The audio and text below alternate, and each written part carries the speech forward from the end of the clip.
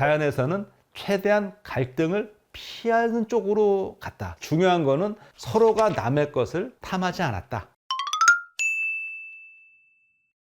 안녕하세요, 김흥빈입니다. 요즘 뉴스를 보면 우리 사회가 참 갈등이 심한 것 같아요. 세대 갈등, 남녀 갈등, 여러 갈등이 많이 나오는데 도대체 이 갈등이 왜 생길까 생각을 해보다가 갈등이라는 단어를 봤더니 상당히 이게 생물학적인 단어더라고요. 많이들 아실 것 같은데 갈등에서 갈은 칡갈자고요. 등은 등나무 등자입니다. 우리는 사실 칡을 오랫동안 식용, 약용으로 써왔죠. 칡냉면 아시죠? 또 갈근탕이라는 것도 있어요. 보통 가미기에 먹고 그러는 거. 칡뿌리는 약용으로도 많이 쓰고 있죠. 칡은 우리나라 사람들한테 상당히 오랫동안 굉장히 유용한 야생 식물이었습니다. 그런데 최근 들어서 반전이 일어났습니다. 이 칡이 워낙 생명력이 뛰어납니다. 그렇게 잘 자라다 보니까 이 칡은 그 옆에 있는 모든 나무를 다 우악스럽게 감고 올라가요. 그렇게 자라면서 양분을 다 뽑아 먹으니까 주변 나무들이 살기가 그만큼 어려워지는 거죠. 2020년 여름에는 국립산림과학원에서 칡덩굴 방제를 위한 현장 설명회까지 열정되었답니다. 물론 이제 이렇게 되다 보니까 환경을 생각해서 칡을 옹호하는 주장도 많은데요. 이 칡을 두고 역시 이거를 방제, 제거해야 된다, 아니다, 자연상 놔둬야 된다, 이렇게 부딪히는 걸 보게 되면 갈등의 사전적 의미 다시 한번 떠올라서 씁쓸해집니다. 자, 그럼 등나무를 한번 볼까요? 이번에는 교정이나 공원 가면은 어김없이 등나무 그늘이 마련되어 있고 밑에 벤치가 있습니다. 얘는 기둥만 세워주면 잘 감고 올라가서 울창한 지붕을 만들어 주죠. 햇빛도 가려주고 웬만한 비도 막아줍니다. 등나무 콩과식물입니다. 콩과식물의 덩굴나무예요. 칡도 콩과식물 나무고요. 얘네들은 콩과식물이니까 질소 고정하는 균들을 뿌리에 갖고 있으니까 아무 데서나 잘 자라는 거예요. 그러니 칡도 잘 자라죠. 등나무도 잘 자라죠. 둘이 마주치면 서로 감고 올라가는 거예요. 그래서 생긴 말이 갈등, 이렇게 된 거죠. 칡과 등이 만나면 아주 불편한 상황이 벌어지는데요. 둘 다 덩굴나무고 잘 자라니까 서로 나무를 경쟁적으로 휘감아 올라갑니다. 흔히들 말하기를 칡은 왼쪽으로, 등은 오른쪽으로 감아 올라간다고 하는데 이게 정말 생물학적으로 정말 그런지는 제가 확인을 못 해봤는데 중요한 건 방향이 아니에요. 어쨌든 둘이 만나면 서로 감아 올라간다는 것이죠. 한 번은 정말로 심한 둘 간의 다툼을 본 적이 있어요.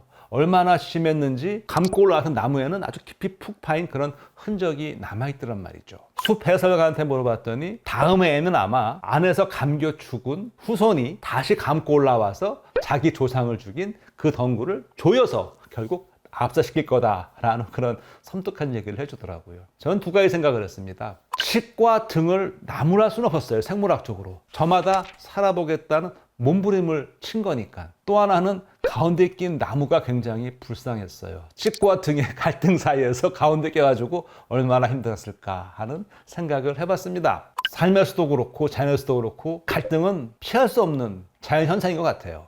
제가 숲에서 본 거로 갈등은 해결이 안 되는 것 같아요. 갈등을 해결할 수는 없을까? 자연에 그런 방법은 없을까? 하고 찾아보니까 방법이 있더라고요. 2017년에 발표된 논문인데요. 캘리포니아 해안에 사는 고래를 대상으로 연구를 한 겁니다. 지구에 사는 가장 큰 고래인 대왕고래와 대왕고래 크기 한 3분의 1밖에 안 되는 혹등고래를 비교해 봤는데요. 대왕고래는 상대적으로 해안가에서 더 멀리 먼 바다에 살면서 먹이를 먹고 몸집이 작은 혹등고래는 그거보다 좀 안쪽에 살면서 좀 더 자유롭게 먹이를 먹음으로써 둘 간의 충돌을 최대한 피할 수 있는 그런 삶의 방식을 택했다는 거죠. 생태학 용어로는 먹이 분할이라고 그러는데요.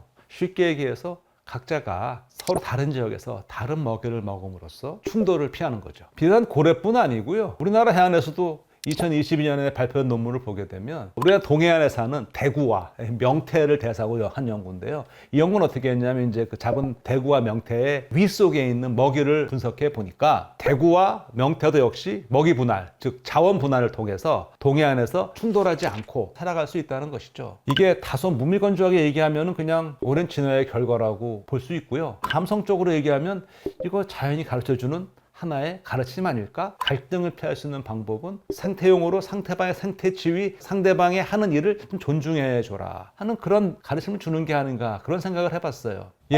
결과만 보면 그렇죠. 이렇게 볼 수 있을 것 같아요. 만약에 저들이 저렇게 하지 않고 같은 먹이로 같은 지역에서 같이 있었다면 굉장히 서로 피곤했을 거예요. 물론 덩치가 큰 놈이어서 유지했겠지만 자연에서 보여주는 것은 어쩌면 이것도 그런 갈등 갈등을 겪고 난 결과일 수 있는데 자연에서는 최대한 갈등을 피하는 쪽으로 갔다. 중요한 거는 서로가 남의 것을 탐하지 않았다. 그게 제일 중요한 것 같아요. 좋은 생각. 심지어 우리가 아주 하찮게 여기는 세균조차도 이런 섭리를 따르고 있단 말이죠. 냄새나는 암모니아, 화장실 냄새의 주범이죠. 암모니아 분자식이 NH3, 질소 하나에 수소 3개가 붙어 있습니다. 수소가 많다는 건 에너지가 많다는 거예요. 그래서 미생물들, 세균들은 암모니아를 좋아합니다. 그래서 이 암모니아를 먹어서 아질산으로 만들어요. 아질산은 에너지가 남아있어서 주변에 있던 다른 또 부류의 세균들이 아질산을 또 먹습니다. 그런데 암모니아를 먹는 세균은 아질산은 먹지를 않아요. 암모니아를 먹고 그냥